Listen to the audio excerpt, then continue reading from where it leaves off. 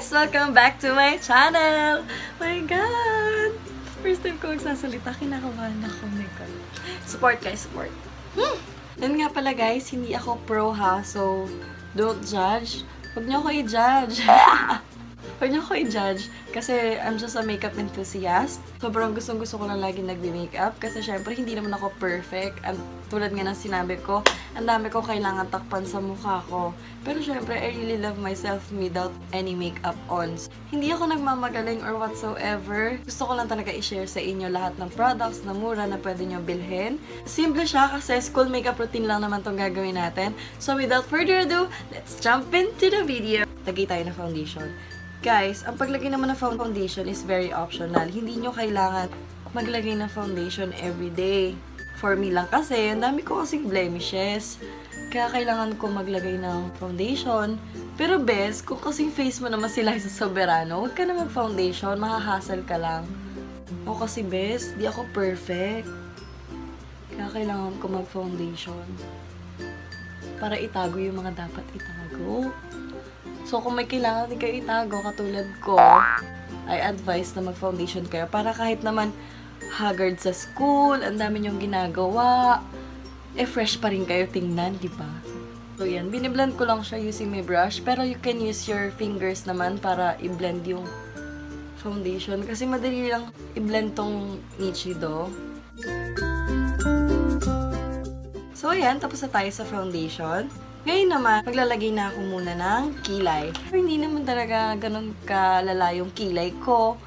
Kaya pag sa school lang, hindi naman ako masyadong kilay on fleek. Baka naman kasi sabihin, di ba? School lang ako pupunta pero yung kilay ko on point. Ito yung ginagamit ko nung college ako. Ayoko naman bumili ng masyadong mahal na pencil or makeup. Kasi di ba yung mga pencil ngayon, mamahal. Kailangan soft lang yung pag-apply nyo nito. First, maglalagay kayo dito sa tail. Then, ibaba nyo siya sa... I-fill in nyo lang yung eyebrows nyo. Huwag masyadong makapal, bes. Lakay na shape. Para lang kayo nagda-drawing. Ayan, ganyan. Then, itong nabili ko kasi walang brush. Gagamitin ko yung brush ng etude ko.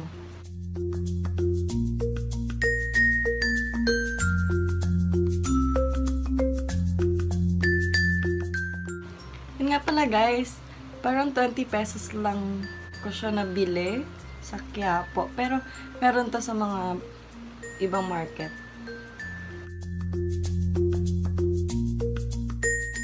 Basta, kailangan soft lang yung pag-apply nyo kasi maging kamukha nyo si Betty La Fea. Best, wag ganon.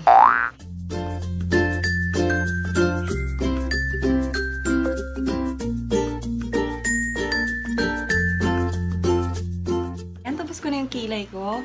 Tip ko sa inyo guys, kailangan pag sisimula kayong mag-makeup, bumili muna kayo ng mura. Huwag muna kayong pumunta dun sa point na ang mahal-mahal na ng makeup para lang pag-aralan nyo kung paano. Saka kayo pumunta dun sa level na yon kapag alam nyo na kung paano gamitin ang isang product. Para hindi naman masayang yung pinambili mo ng makeup mo, diba? Mahirap mag-invest para lang sa isang bagay na hindi ka sigurado. Diba? Parang sa love life lang yan. Best, alam mo yun? Kapag hindi ka pa sigurado, kang pumasok sa isang sitwasyon. Okay, so moving on, ang dami kong sinasabi. Magmamascara ako using Showwheel. Mura lang din to, promise guys. Gagamit ako ng curler. Kahit anong curler gamitin nyo dyan, kung anong meron kayo, go lang yan. So, kina-curl ko siya for like 20 seconds, I think. Ganon.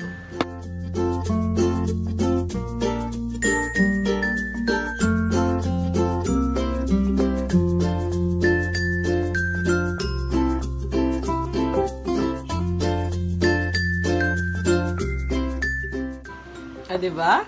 What I really loved about this, nag-volumize na niya, nadadagdagan niya yung length yung eyelash ko. Kaya, mura na, diba? Tapos, effective pa. So, yung kabila naman. So, pag nagme-makeup ka, matagal talaga ibubuhos mong time. Parang sa pagmamahal lang yan, best. Kailangan i-boost mo yung buong oras mo para magkaroon ka ng perfect relationship. Parang sa makeup, kailangan may right timing, may enough time kang ibigay para maging perfect yung kalalabasan ng makeup mo. Saan mo nakuha yun? Okay, sige na, mag-makeup na. Ano pa sinasabi?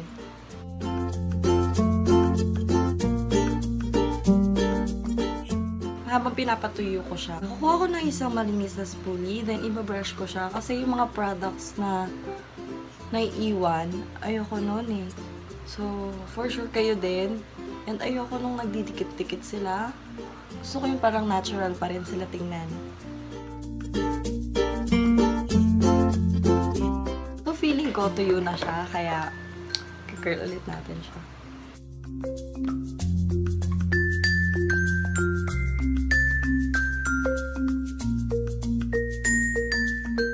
So, lagi ko siyang kina-curl after ko mag-apply ng mascara. Kasi ang tendency nun, bumaba ulit. So, para hindi mangyari yun, magka-curl ulit pa ako ng isa pa. Ayan, on flick na siya. So, moving on, gagamit ako ng Everbilena Lip and Cheek Stain. Kasi parang almost 2 years ko tong nagamit, hindi pa siya nang ubos. Siguro depende sa paggamit mo. Pero, sobrang useful naman. So, bumili na rin kayo nito. Gagamitin ko siya sa lip tsaka sa cheek. Maglalagay lang ako ng small amount sa cheeks and sa lips. Siyempre, wag na tayo mag-inarte, di ba? I-spread natin yan using our fingers.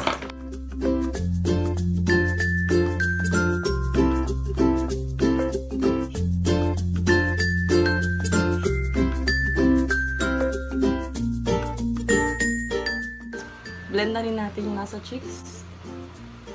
Sa circular motion, guys, ha.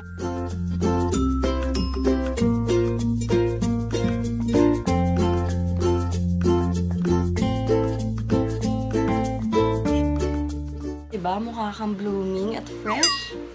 So, next, kung napapansin nyo, hindi ako naglagay muna ng any powder foundation or something para iset yung makeup ko kanina. Ginagawa ko, after ng routine, saka ako nagsiset ng face ko. Kapag sa set ko naman, ang Johnson's Baby... Oh, sorry. Ang Johnson's Baby Powder.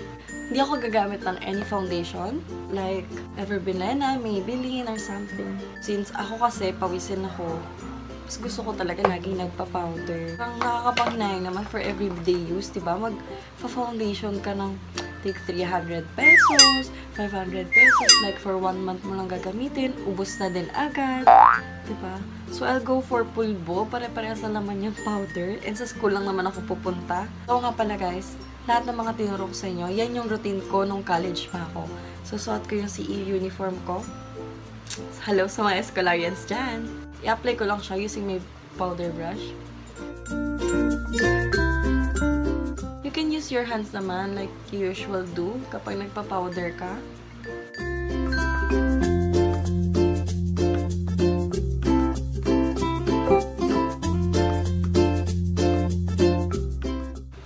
Make sure pati yung neck nyo ha, kasi baka mamaya hindi pantay. Then yung last step na gagawin ko is kukunin ko yung pencil. Lalagay lang ako konti sa baba ng mata.